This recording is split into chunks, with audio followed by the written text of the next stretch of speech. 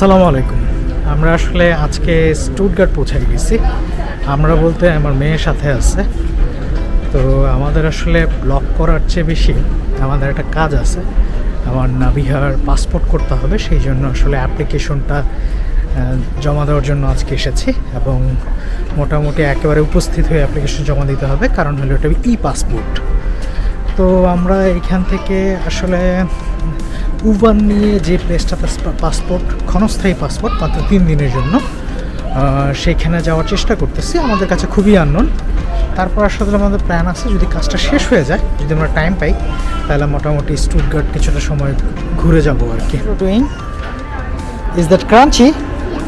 হ্যাঁ, yeah, I feel it. It's crunchy. So we have finally reached at Stuttgart. Now we have to take a U-Bahn to go to the Bangladesh passport office, temporary passport office. আসলে স্টুটগার্টের 3 দিনের জন্য আসলে এইখানে পাসপোর্টের একটা service দেওয়ার ব্যবস্থা করেছে বাংলাদেশ এম্বাসি। বাংলাদেশ এম্বাসি প্রায়ই এই ধরনের ব্যবস্থা করে থাকে এবং এই ক্ষেত্রে বাংলাদেশ এম্বাসি আসলে খুব বেশি হেল্পফুল। ওদেরকে যখন ফোন দিয়েছিলাম যে বার্লিনে আমরা আসবো কিনা, তখন ওরাই বলছে যে তোমরা ইচ্ছা করলে স্টুটগার্টে আসতে পারো। ওইখানে আমরা 3 দিনের একটা ক্যাম্পেইন করতেছি, ওইখানে সব কাগজপত্র নিয়ে আসলে আমাদের হয়ে যাবে। সো আমরা এখন আসি আসলে স্টুটগার্টের হাইল বোনার স্ট্রাসে। তো এইখানে একটা 88 নাম্বার বাসা, এবং আপনারা মনে করেন না যে এইটা আসলে স্থায়ী কোনো জায়গা বাংলাদেশ কনসুলেটের।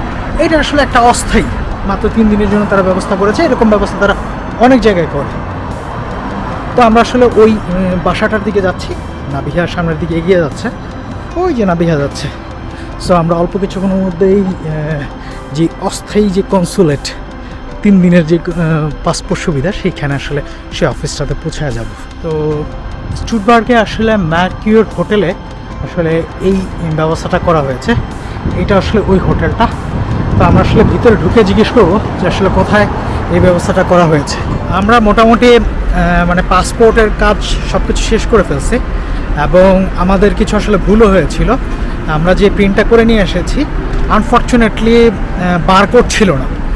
সো আমরা এটা খেয়াল করে নিই। আপনারা যারা বার্লিনে যাবেন ডেফিনেটলি চেক করে যাবেন ফর্মে বারকোড আছে কিনা। মাঝে মাঝে প্রিন্ট করতে গেলে বারকোডটা শো করে না। তো এইখানের যারা কনসুলেটে 3 দিনের দায়িত্বতে ছিল, ওরা আসলে খুব বেশি হেল্পফুল। ওরা আসলে পরে নিজে থেকে করে দিচ্ছে, তো আমাদের বেশি সময় লাগেনি। এখন আমরা আসলে যাচ্ছি হলো শ্লোস প্লাস একটা জায়গা আছে, যেটা মোটামুটি স্টুটগার্টের মধ্যমণি বলা চলে। ওই জায়গাটায় যাব। তারপর আরও 2-একটা প্লেস ঘোরার ইচ্ছা আছে, কিন্তু ফুল ডিপেন্ড করা হলো টাইমের উপরে। আমাদের হাতে মাত্র 2 ঘন্টা টাইম আছে। 2 ঘন্টার পরে আসলে বেশি টাইম নেওয়া যাবে না, কারণ আমাদেরকে আবার ফিরতে হবে এবং মোটামুটি আসতে অলমোস্ট 5 ঘন্টা 6 ঘন্টা লেগে গেছে। সো আমরা যদি খুব বেশি দেরি করি, তাহলে আসলে আমাদের কবলেন্সে পৌঁছাতে খুব সমস্যা হয়ে যাবে। সো আমি এখন যাচ্ছি আসলে আমরা শ্লোসগার্টে। তো এইটা আসলে মোটামুটি স্টুটগার্টের রাস্তাঘাট, এবং এই রাস্তাটা খুব বড় আর কি।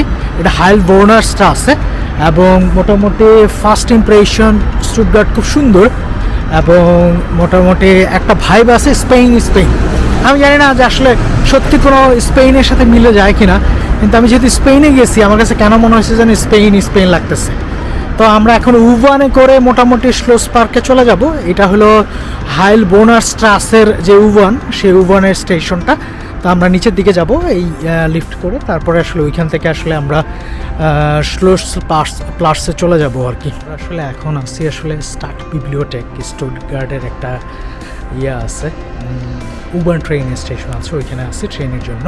তো এখান থেকে আমাদের মোটামুটি 5 মিনিট লাগবে, সেটা হলো শ্লস পার্কে যাওয়ার জন্য। তো অলরেডি ট্রেন চলে আসছে।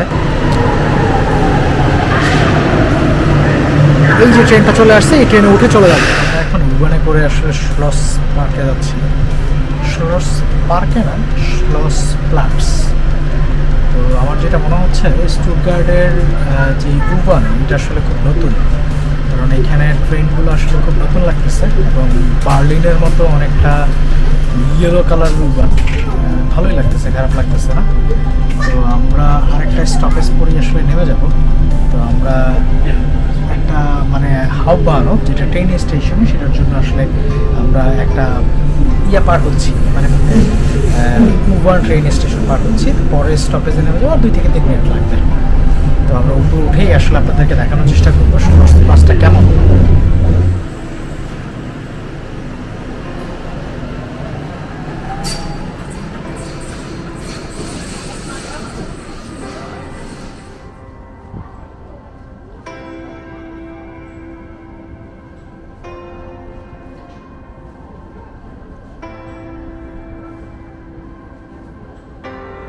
রাস্তাতে চলে আসছে।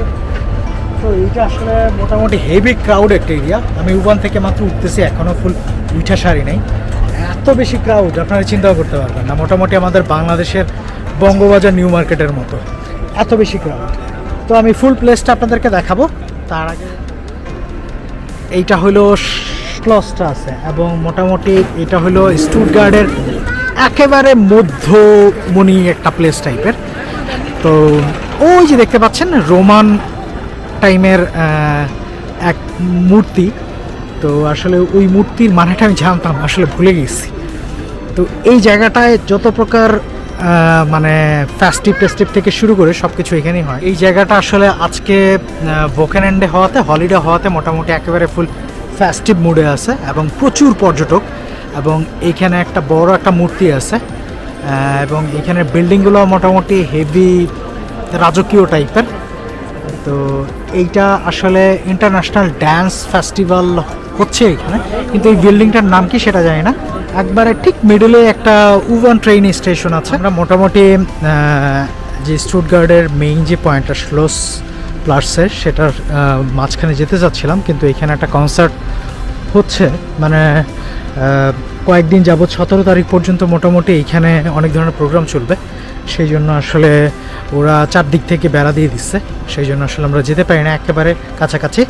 তো আমরা আশেপাশে ঘুরবো একটু, অল্প কিছুক্ষণ 10 মিনিটের মতো, তারপর আসলে আমরা আরেকটা প্লেসে যাব। তো এদিক দিয়ে নাবিহা আমাদেরকে বলতেছে কোথায় যেন নিয়ে যাবে। Nabiha, where will go? Oh, first you need to know. Okay, maybe we can go in this way. Yeah, you're right. Yeah, we can go with this way. Let's go together.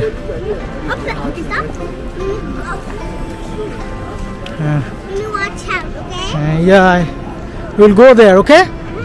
স্টুটগার্টের যে মেইন সিটিটা, সেখানের যেই একেবারে মধ্য বাজার, original বাজার যেটারে বলে, সেই বাজারের অংশ আমরা চলে আসছি। আমরা অল্প কিছুক্ষণ হাঁটবো। এখানে অনেক ধরনের ফুড প্লেস আছে, বিভিন্ন ধরনের আউটলেট আছে, এবং বড় বড় আউটলেটই আছে। এবং মানে একেবারে একটা ওল্ড সিটি বলতে যা বলা চলে, বা একটা সিটি সেন্টার যেটা বলা চলে, সেটা হলো এই জায়গাটা। তো আমরা মোটামুটি কিছুক্ষণ হাঁটবো, তারপরে আমরা আরেকটা জায়গায় যাব, যে জায়গাটা আসলে একটা বড় লম্বা ট্যুর আছে। ওই ট্যুরটা ওইখানে একটা টাওয়ার আছে, ওই টাওয়ারটা যদি মানে খুব বেশি পয়সা না লাগে, তাহলে হয়তো আমরা ওইখানে উঠবো এবং মোটামুটি দেখার চেষ্টা করব আশেপাশে জায়গাটা। তো সেখানে যেয়ে আপনাদেরকে ডেফিনেটলি ওই জায়গাটা দেখাবো। সো আমরা এখানে আর মাত্র 2 মিনিট আছি। আমরা একটু সামনে যাব, সামনে যেয়ে তারপর আমরা ওইখানে একটা ফোয়ারা আছে সুন্দর, ওই ফোয়ারাটা দেখানোর চেষ্টা করব। দেখে তারপরে আমরা আবার চলে যাব অন্য জায়গায়। এখানে আসলে একটা লোক স্টান করতেছে, মোটামুটি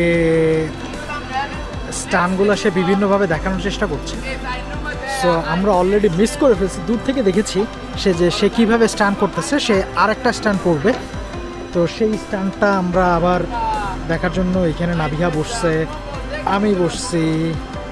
দেখা যাক কি হয় আর কি, সে কোন ধরনের স্টান করে।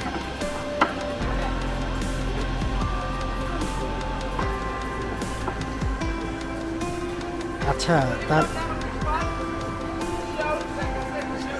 তার স্টানের মূল প্রতিপাদ্য বিষয় হলো যে সে বিভিন্ন ধরনের পাইপ এবং বিভিন্ন কিছুর উপরে একবারে দাঁড়িয়ে যাবে, দাঁড়িয়ে আসলে ব্যালেন্স রক্ষা করবে। এবং এই ধরনের স্টান আসলে খুব বেশি সহজ না। এই ধরনের স্টান করতে হলে ডেফিনেটলি প্রচুর পরিমাণে অভিজ্ঞতা লাগে এবং প্র্যাকটিসের অপরিসীম প্র্যাকটিস লাগে, না হলে আসলে এটা ডেঞ্জারাস হয়ে যেতে পারে। আপনি দেখবেন নিচে একটা পাইপ আছে, উপরে 2-3টা কাঠের টুকরো আছে, এর মধ্যে একটা সিঁড়ির মতো আছে, সেখানে সে ঠাস করে উঠে যাবে। সো দেখা যাক সে কত দ্রুত উঠে যায়। একটু আগে আমরা দেখতেছিলাম যে কিভাবে স্টান করে, সে আস্তে আস্তে আসলে উপরে উঠতেছে এবং সে খুব মজা করে বলতেছে যদি এইখানে মোবাইলটা ভেঙে যায় তাহলে সবাই মিলে আসলে এটা জরিমানা দিবে। এবং এই মোবাইলটা আসলে ওর নিজের না, এটা আসলে আরেকটা বাচ্চার। দেখেন খুব ঠাস করে উঠে গেছে। ও সে আবার পড়ে গেছে, সে আবার উঠতেছে। এই দেখেন হেভি কন্ট্রোল, মানে এর চেয়ে কন্ট্রোল আর হইতেই পারে না। এবং মোটামুটি অলরেডি মানে মোবাইলটা ঠিক কাছাকাছি চলে যেতেছে, আপনারা আসলে দেখতে পাচ্ছেন কি না ওই যে মোবাইলটা। এবং দেখেন সে খুব ও ও wow wow wow wow wow. So এইখানে আবার নাবিহা স্টান করতেছে। ও সে উপরে উঠে আবার মোটামুটি সার্কেসের মতো বল দিয়ে খেলতেছে। It's amazing.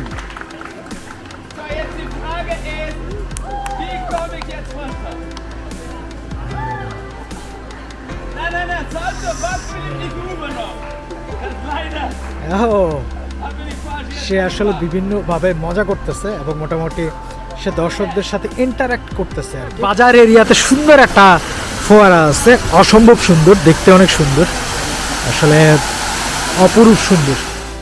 আমরা আসলে শ্লোস্টাস থেকে ওইটার যেই নিচে আন্ডারগ্রাউন্ড ট্রেন যেটা U1 জার্মানিতে বলে, সেটাতে যে আসলে আমরা কিছুক্ষণ ওয়েট করছিলাম, কারণ আমরা কিলিসবার্গ নামে একটা প্লেসে যাব একটা টাওয়ার দেখার জন্য এবং মোটামুটি পার্কটা দেখার জন্য। সো আপনাদের আমন্ত্রণ রইল নেক্সট ব্লগটা দেখার জন্য, এবং আপনারা অবশ্যই সাবস্ক্রাইব করবেন এবং কমেন্ট করবেন, শেয়ার করবেন। দেখা হবে নেক্সট ব্লগে।